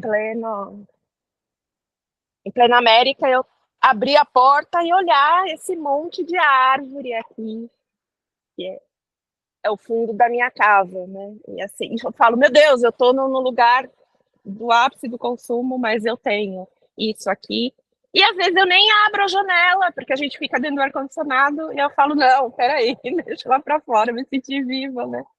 Então eu só queria trazer isso, do quanto eu me emocionei ao lembrar do Bonfiglioli, ao lembrar da minha avó, que ela fazia umas garrafinhas, assim, com um monte de erva e álcool, para cuidar da gente quando a gente estava doente. Minha avó defumava a casa, e minha avó era uma católica, assim, que andava de manto, né? Adoro. Depois que ela, essas são as melhores.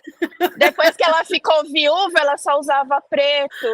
E às vezes, eu quando era pequena, eu bati minha cabeça, fiz um corte bem profundo, e ela fez um emplastro com folhas, enfiou dentro, pôs uma folha de confrei e me amarrou assim, e ela falou assim, ela não vai levar ponto não. E eu tenho a cicatriz até hoje, estou curada, e era a minha avó, a mais beata, entendeu? Que vira e mexe, ela vinha com um negocinho, vem aqui, filha, que eu vou te defumar, sabe? E aí a gente se perde disso, né? A gente precisa agora pegar essas mulheres de volta que foram tão importantes na nossa vida, né? Exato. Lembrar delas e trazer elas pra gente, porque é aquilo, a gente tem medo. Né? Só uma última colocação, eu assisti o Código da Vinci com a minha mãe, e minha mãe também era muito, né, do catolicismo, ela falava, eu sou católica, apostólica, romana, e ela terminou o filme, ela falou assim, eu sei que isso é um filme, mas eu gosto tanto dessa ideia dele ter casado, dele ter filho. A tia Fernanda, toda romântica. Essa mulher deve ter sido maravilhosa, então assim, a frequência já atingiu ela lá atrás, né? Quando lançou o filme, veio abençoada essa história. Então é isso, é muito bom, eu também estou dentro de todas as histórias que você tiver para acrescentar pra gente, tá bom? Tá ótimo. E o da meu amor, te amo. Oi, também te amo, saudade, Drica. Saudade. Você falou da sua avó, mas o meu pai tinha o lado feminino dele, fazia tudo isso também, benzia, curava, defumava, só que ele era batizado na Igreja Católica, mas ele era espírita mesmo. Né, Ju? Meu avô trabalha comigo até hoje. Meu avô me iniciou no reiki. Ele estava junto no dia, mas ele já tinha morrido, né? Ele estava em espírito. Ele era muito voltado para esse lado da cura, e ele conseguia. Ele era maravilhoso. Ele era, né, Dri? Você conheceu. Pus uma foto dele hoje para você. Eu vi. É. Eu vi, me lembrei muito. Eu tenho lembrado muito dos meus antepassados, porque é um trabalho que a gente vai escrever ou não leu, você volta para trás, né? Tipo, você vai olhar alguma coisa que está ali atrás.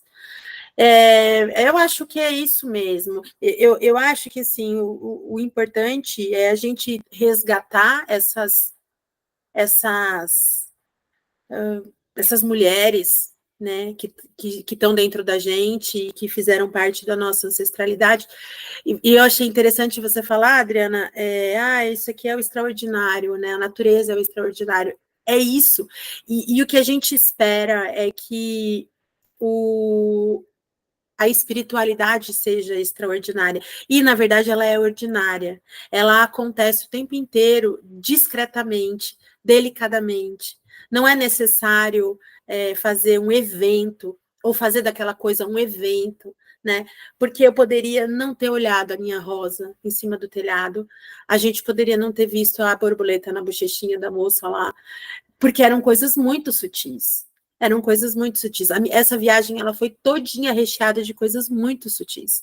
Poderia ter passado despercebido várias vezes, né? Então, eu estava subindo lá para a igreja da Madalena, de San Bom, e aí a guia resolveu ler um cartaz. Ela não ia ler aquele cartaz, não fazia parte do nosso roteiro. Mas quando ela leu aquele cartaz, ela disse: aqui é o caminho da consolação das crianças que não puderam nascer. Então, aqui vocês podem subir, podem entregar os seus filhos que não nasceram para algum anjo batizar. A hora que eu escutei aquilo, eu perdi um bebê, e a minha família tem um histórico imenso de mães que perderam bebês, de bebês que perderam mães, uma história. Eu subi aquilo muito emocionada, e a sensação que eu tinha era que eu estava ali por todas essas mulheres que perderam seus filhos, que estavam ali, né? Eu já tinha feito o meu ritual com a minha filha, eu estava muito bem resolvida com ela, mas levar essas crianças que não puderam ser levadas, que não puderam ser nomeadas, que não puderam ser, para mim foi assim, nossa, foi muito, muito, muito importante, né? Eu lavei minha alma, eu lavei a escada de tanto chorar, eu subi chorando. No dia seguinte eu fui de novo, porque eu falei, agora eu vou para a Madalena, porque eu não tinha sentido nada, não tinha vivido, né, aquela emoção. Eu estava ali para aquilo, foi um grande resgate para muitas mulheres da minha família, não só para mim, né? Mas assim, por quê? Porque eu estava ali aquela hora que ela leu, porque eu podia estar em outro lugar, a gente dispersava muito, coisa que alguém vê, outro não vê, mas é você estar desperta, né? Você está desperta para receber aquilo, tudo que vem, e sem medo, né, gente? Acho que a próxima vez que a gente conversar, eu quero falar disso, exatamente disso, o quanto que a gente nasceu já com medo, né? Com medo de ser louca, com medo de ser errada, com medo de ser, né? Tipo, aquele monte de coisa que a gente ouviu a vida toda, que o que é certo, o que é certo, o que é certo, que você não pode, que você é uma mulher, que você não pode, que você é uma menina, que você não pode. E eu sou, vocês me conhecem, vocês sabem que eu não sou a louca do feminismo, eu não sou feminista nesse ponto de que mulher tem que ter o mesmo direito que o homem e fazer as mesmas coisas que o homem. Eu não fico pregando isso, não é do meu perfil fazer isso. Mas eu acho que é um momento de dar uma delicadeza para essa luta, no sentido de que, tá bom, eu não acho que mulher e homem é igual. O mesmo direito é outra coisa. O mesmo direito tem que ter sempre, mas não é igual. Por quê? Porque mulher é mulher, homem é homem. Né? Um é mais delicado, outro é menos delicado, um é melhor numa coisa, outro é melhor noutra coisa, e a vida segue desse jeito. Isso é o equilíbrio, né? Mas eu acho que a gente tem que ouvir o que a essência da gente pede. E se o que a essência da gente está pedindo nesse momento é que você esteja com o seu lado masculino presente, o seu lado masculino tem que estar presente, você tem que escutar isso tem que acontecer. E tá tudo bem se você falar um palavrão em algum momento, porque isso não é coisa de mulher. Dane-se. Mas é que você está precisando fazer naquele momento, né? E a mesma coisa, eu vejo no meu filho me dá uma aula todo dia. Todo dia. O Gael é um ser humano leve, ele tem uma alma muito equilibrada, ele é muito homem quando ele tem que ser, mas ele é muito mulher quando ele quer. E às vezes ele tá lá na poesia dele, ele é puro poesia. E se eu ficar falando, não, isso é coisa de menino, esse negócio, eu tô tornando ele um ser que não é ele. Não posso fazer isso com ele. Mas não é fácil, não é fácil. E eu imagino que meu marido está aqui, provavelmente ele não está prestando atenção em tudo, porque ele está trabalhando, está fazendo quórum, mas eu imagino que para ele é muito mais difícil de ver o meu filho sendo feminino na masculinidade dele, porque meu marido é um homem com mais de 50 anos criado numa cultura muito super patriarcal. É muito difícil para a gente deixar isso acontecer, porque a gente lê diferente. Tá ouvindo, sim. Que bom que você tá ouvindo. A gente cresceu criado para isso pode, isso não pode. Isso pode, isso não pode. E a minha bandeira de Madalena agora, eu vou encerrar com essa frase. Minha bandeira de Madalena agora é: a gente pode tudo que a nossa alma pede, desde que não esteja passando por cima de outra pessoa. Eu acho que o ponto não é se o que você está fazendo está certo ou está errado, é assim, tá machucando alguém? Tá prejudicando alguém? Tá? Não. Então, seja. Porque a gente tem o direito de ser o que a nossa alma veio para ser. Senão a gente adoece. As doenças acontecem toda vez que a gente nega para nossa alma ser aquilo que a gente veio para ser. Né? Então, eu queria agradecer todas vocês, as que já foram, as que vão assistir depois. É uma honra poder estar aqui falando com vocês, me escutando. São pessoas, as pessoas que estão aqui, estiveram aqui, são pessoas muito queridas na minha vida. Eu tenho muita sorte de ter vocês e espero que a gente possa encontrar mais vezes e falar mais vezes, e aí a gente faz reuniões menores de temas menores para que a gente possa se ver bastante. E obrigada, Madalenas e Madaleno. Um beijo para vocês. Fizeram o meu aniversário mais feliz. Parabéns. Beijo, beijo, beijo. Parabéns! Eu não sabia. É meu aniversário hoje. Aniversário Parabéns, nova. Juju. É, Palmas para Juju. Parabéns. Viva! Obrigada. Beijos. Beijo, meninas e Beijo. menino.